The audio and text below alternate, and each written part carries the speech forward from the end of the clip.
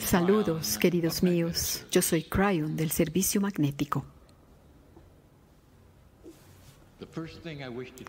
Lo primero que quiero decirles, quiero hablarles del honor que siento por ustedes y del hecho de que este grupo es el segundo grupo que está frente a mí en esta sala. Quiero darles un mensaje unificado para que cuando se junten con el grupo anterior y comparen sus notas, ustedes encuentren que las canalizaciones fueron casi idénticas. Y hacemos esto para que la información sea la misma. Y a pesar de que ha sido dada o que estará siendo dada 2 veces, consideren que es realmente solo una vez, porque ahora estoy dándoles la misma información que le di al grupo anterior. Y esta información es sobre esta área y especialmente sobre 2 individuos de la historia. Queridos míos, en canalizaciones previas en esta tierra, me senté sobre el pasto y les di información sobre la energía de esta área, la rejilla cristalina. Les dije del atributo de amplificación que se dan en ciertos lugares del planeta. Lo ven en las calles. Lo ven en las distracciones de lo que la gente quiere hacer aquí, que quizás no tiene nada que ver con lo que hay aquí. Pero aún así se sienten atraídos porque este es un lugar en el que sienten algo y sienten algo que está más allá de ellos mismos. Quizás es el Dios dentro de ellos, que no tiene nada que ver con la historia que hay aquí, pero está por todas partes, si es que lo han notado. Este es Glastonbury. Esta es la casa de la celebración y de festivales. Es Glastonbury. Lo que quiero decirles ahora es un realce, una potenciación de las otras canalizaciones que he dado en este mismo lugar durante las últimas 2 semanas. Y la información que quiero darles es verdadera y realza la historia, una historia que ha sido leyenda. Ahora, lo primero que quiero contarles, que quiero decirles es esto, que los arqueólogos, los historiadores y los científicos son muy específicos en su trabajo. Y su trabajo es tratar de validar, de autenticar cualquier información antes de que les llegue a ustedes. Y eso es difícil. Es difícil por tantas razones. Hace 2000 años o más de 2000 años. 2000 años han pasado desde que sucedieron los hechos que yo voy a contarles. Y entonces no habrá un consenso de que lo que voy a contarles es verdadero. Pero hay ciertas cosas que luego les dirán que es verdad, más allá de eso que es aquello que podría autenticarse, y voy a llamarlo sentido común, autoevidencia, hechos que tienen una autoevidencia. Y comenzamos con esto. La historia que voy a contarles es la historia de Jesús y de José. Quiero contarles un poquito de lo que sucedió aquí y en el proceso de esto. Esta canalización entonces podrá ser llamada la canalización blasfema, por lo que va a seguir a continuación. Yo quiero honrar lo que sucedió aquí y a los individuos, pero quiero hablar sobre José. José era el tío de Jesús. Ahora, ustedes no encontrarán un consenso al respecto de esto, pero hay cosas que vendrán, incluso en esta canalización, que les recordarán y que tendrán sentido común y que serán autoevidentes. Él tenía que ser el tío para poder lograr las cosas que se dijo que él había hecho. El tío José era un comerciante, era un importador. Tenía mucha más abundancia que cualquier otro en esa familia, y él llevó a Jesús con él, lo trajo a este lugar llamado Glastonbury y lo trajo varias veces. Ahora, incluso eso es algo sospechoso entre aquellos que dirían, bueno, realmente no hay ninguna prueba.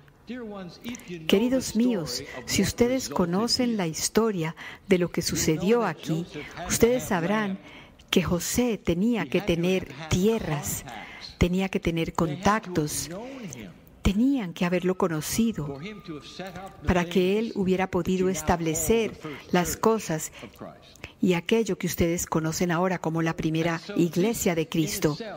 Entonces, esto en sí mismo es autoevidente. Él tuvo que haber venido aquí. Las rutas de comercio que él utilizaba eran por el mar y él trajo a Jesús con él. Y en ese proceso les contaré esto, que cuando vieron esta tierra, ellos quisieron regresar, no solo porque estuvieran interesados en la importación del aluminio y en llevar el aluminio a Palestina.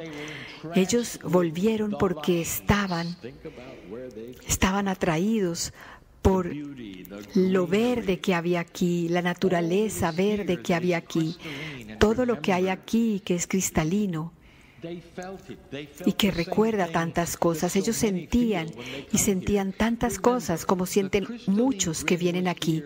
Recuerden, la rejilla cristalina estaba aquí antes que nadie, estuvo aquí antes de que se diera el nombre de este país. Siempre ha estado aquí desde que los pleyadianos llegaron. Y ha estado a propósito. Este era un lugar atractivo. Y entonces, primero que todo, quiero que sepan, lo primero es que tanto José como su sobrino visitaron este lugar varias veces. Quiero hablar de estos años desconocidos o faltantes de Jesús. Yo dije en lo que fue eso que fue el coro pineal, que ellos no fueron los años faltantes o desconocidos, fueron los años aburridos. Aburridos porque Jesús no había tomado su manto, era simplemente un hombre joven, creciendo, experimentando el mundo y todas las cosas que estaban ahí. Él no había tomado su manto todavía.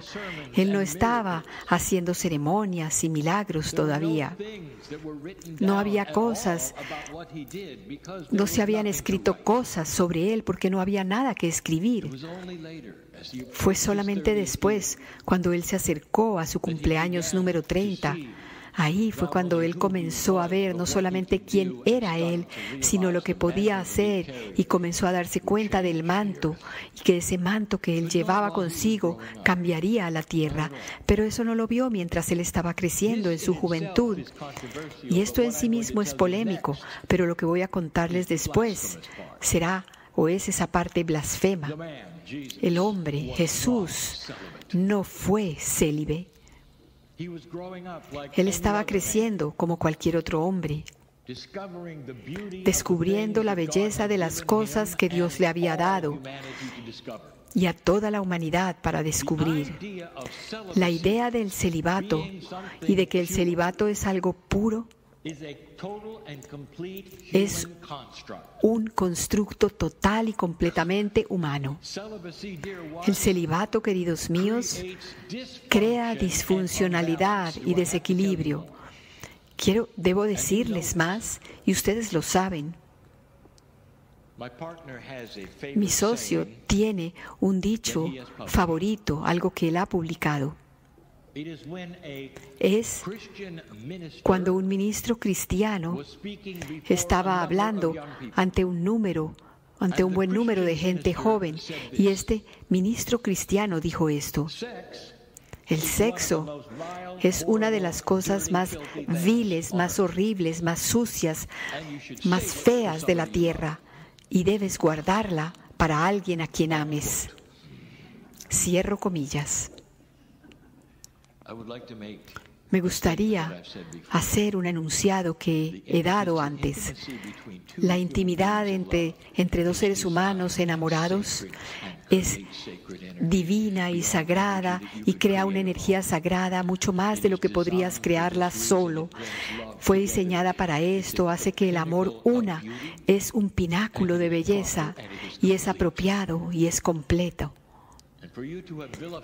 Y para que ustedes lo hayan vilipendiado o cualquiera, eso es un constructo que está bajo el control humano. Jesús no fue célibe. Déjenme hablarles de lo que sucedió en esa habitación de arriba. He discutido esto antes, incluso les hablé del cáliz, de la copa. Les hablé antes, es algo muy polémico. Pero quiero realzar esto de nuevo. Quiero que sepan algo.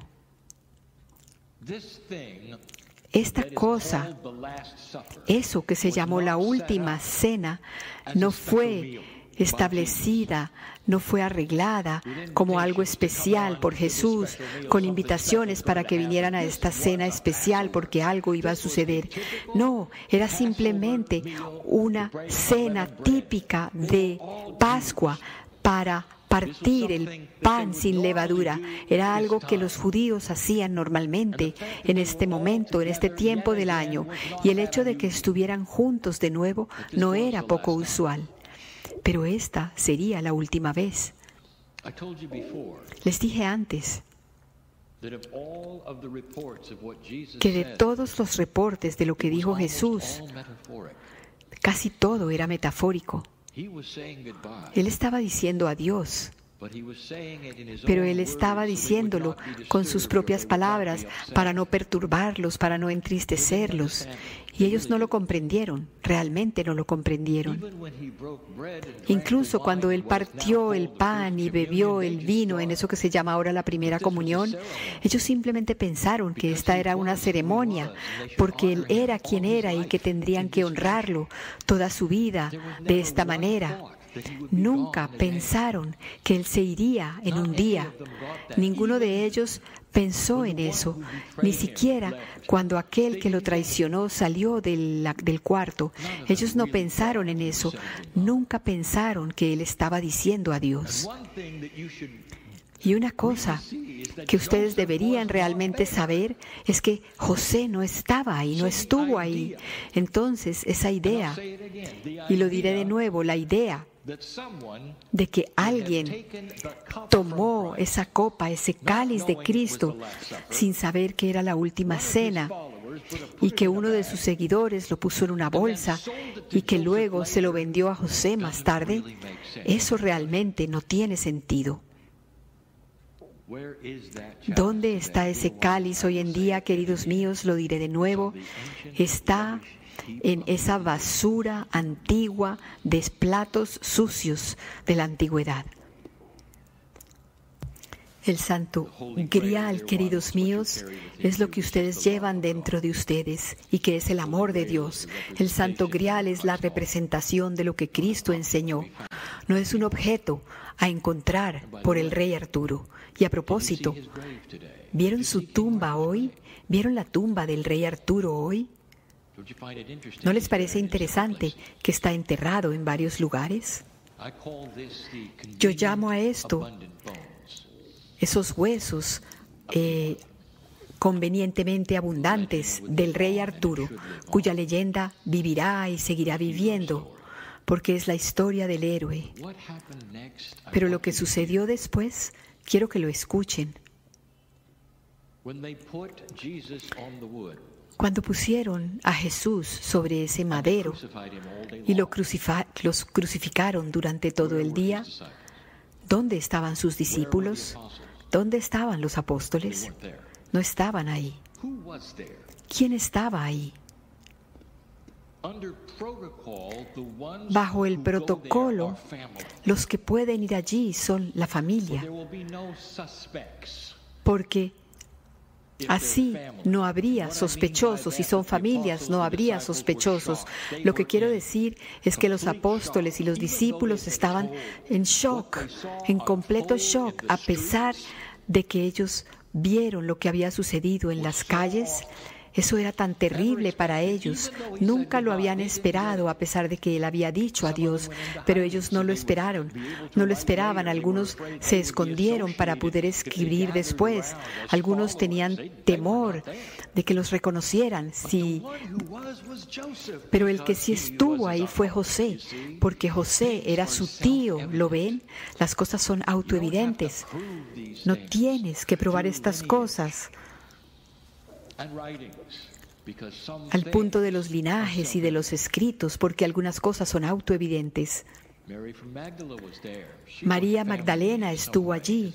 Ella era familia también, de cierta manera. Ustedes pueden resolverlo por sí mismos. Su madre estaba ahí durante un tiempo. José permaneció y se quedó ahí, se quedó ahí. Ahora les he dicho esto antes y quiero que comprendan algo. Les voy a dar un escenario y después voy a decirles que esto no es algo secreto. No estoy revelando nada porque lo que estoy a punto de decirles está en los pergaminos, en los rollos. No está publicado en sus escrituras, pero sí está en los pergaminos, en los rollos sagrados. Y dice así: incluso hoy en la ley judía es prohibido crucificar después del atardecer. Entonces José sabía que tenía que esperar hasta el atardecer para que él y sus ayudantes, los que estaban allí para ayudar, no la familia, pudieran bajar ese cuerpo, el cuerpo, bajarlo de la madera y llevarlo a la tumba. Pero también sucedió algo más. Y está en los pergaminos. Había dignatarios que estaban llegando a la ciudad antes del atardecer y entonces querían remover esos cuerpos antes de lo que lo hacían normalmente, y así lo hicieron. José estaba ahí y lo bajó a Jesús del madero, de la cruz. Ahora lo que sucedió después es importante que lo escuchen y también está en los pergaminos. La tumba a la que Jesús fue llevado, ¿de quién era? Las tumbas son costosas, son compradas con anticipación, ya sea por la familia o por el individuo, así como algunos de ustedes compran tumbas y lugares para ser enterrados después de su muerte. José era un hombre abundante y había comprado una tumba que estaba muy cercana del Gólgota. Él bajó a su sobrino de ese madero y lo llevó a su tumba, la tumba de José. Él amaba a su sobrino. Es probablemente uno de los pocos hombres que lo conocía realmente muy bien. Esa es la historia. Ahora, lo que sucedió aquí en Glastonbury es lo que quiero contarles. Y es algo bello y es creíble. Y hay muy poca prueba de esto. José vino aquí más adelante, más tarde, y para honrar a su sobrino, él construyó una capilla. Primero era solo una sala de oración. Él compró la tierra. Y las leyendas dirán que él construyó la primera iglesia de Jesús. Dejen que la leyenda se haga realidad, porque él sí lo hizo. Los guías les contarán lo que hizo después, la construcción, cómo se destruyó, luego se volvió a construir y se destruyó y se volvió a construir. Todo eso está aquí para que ustedes lo vean. Pero la realidad es esta: la primera iglesia cristiana para honrar a Jesús fue construida aquí por su tío. Y lo que quiero decirles, que le dije al otro grupo, no puede probarse y no es conocido realmente, pero es tan significativo. La iglesia que él construyó aquí nunca tuvo una cruz dentro de ella. Nunca tuvo a un hombre representado sufriendo sobre esa cruz. No, porque su tío sabía que esa no era la verdadera historia de su sobrino. Eso no es lo que él vio predicar a su sobrino. Eso no es lo que sentía el amor que había ahí. Su iglesia era tan alegre, la luz entraba, el color estaban por todas partes. No había ninguna representación de ese hombre sufriendo sobre esa madera de la cruz. Cuando ustedes entran a una iglesia cristiana, frecuentemente eso es lo que ven: oscuridad, sufrimiento, tristeza, llorar. Y eso no es lo que quería José que se representara ahí. Él quería el mensaje de la resurrección, de la redención, del amor para este planeta, porque de eso se trató todo su sobrino, y de eso se trata esta iglesia. Y si pueden verla, pueden cerrar sus ojos y verlo hoy en día, ver cuál fue la intención de José desde esa primera construcción que él hizo. Ahí verían alegría, no había sufrimiento, luz, color, cantos, belleza. Que se sepa que esta fue la verdadera y la original intención de su tío, de su miembro, de su familia. Y aquí sucedió. Ese es el verdadero José, el verdadero Jesús, bellísimo en todo lo que representa. Y es una de las razones por las cuales esta zona todavía canta al día de hoy. Más que la rejilla cristalina, esta área canta, y canta con la luz del Maestro del Amor, y con todo lo que Él representó, y con todo lo que fue construido aquí, con precisión y con luz y con amor. Todo eso fue verdad. Salgan de este lugar sabiendo un poquito más de lo que sabían antes, sobre lo que realmente es Glastonbury, de lo que se trata realmente. Y así es.